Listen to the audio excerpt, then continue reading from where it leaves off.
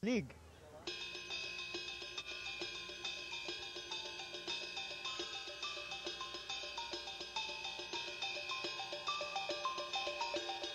Ang father, siya ang nagsimula ng Boya at yung son naman ang current president ng Boya Basketball League.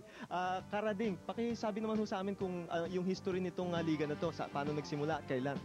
Noong nasimula namin to 1949. Ngayon, kami mga matatandang malalaro dito, wala primero kaming sariling playground.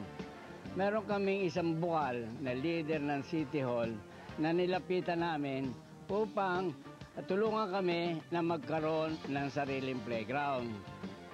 Ngayon, nag-create sila ng 24 playground structures at nagbuo din ng mga public playgrounds and swimming pools.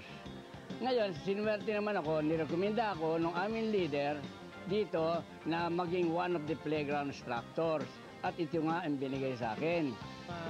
Teams na involved dito is 7 teams in Mosquito, 7 teams in mini kids, 18 teams sa kids, 14 sa midget, at 4 teams sa novice. Total around 40 plus, 45, something like that, no?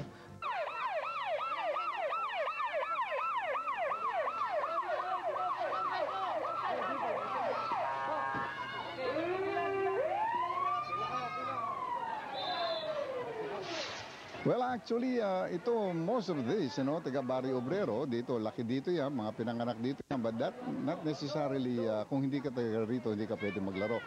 Meron taga Manugid dyan, which is about half kilometer away dito, no? Partner rin namin yan, kasama na rin namin dito yan, sama-sama yan. Yung mga magulang kasi, nandito rin, eh. Basta sa amin dito, masustain nila yung ano na yan, the oldest community basketball league dito sa Metropolitan Manila. Alam mo kaming nasa stage ngayon, some of us sa California, Chicago, New York, New Jersey, pagka nakita nyo mamaya yung mga uniforme ng mga bata, makikita nyo sa likod yung mga pangalan namin. Actually, yung mga uniforme ginagamit ng mga bata na yan, donation namin yan. Congressman, anong response ng mga tao dito sa opening ng Boya? Naku, napakasaya. Talagang lahat ng tao ay lumalabas sapagkat ito ang 50th golden anniversary ng ating Boya.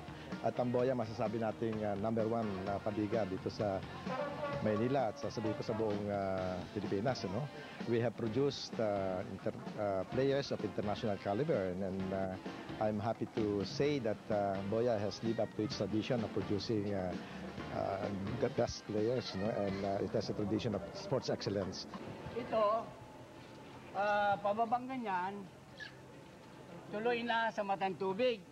Ito mismo, una nilagay nila asfalto. Pero asfaltong napakatatalim na hindi masyadong malinis ang pagkakagawa. Kaya pagka naglaro ka dito ng araw, pagka nadapa ka, ang galos mo, kinakailangan kumuha ka na ng tintura de yodo ng araw na ginagamit yun. Okay, ayan po, kahit po umuulan, tuloy pa rin ang saya dito sa Boya Basketball League.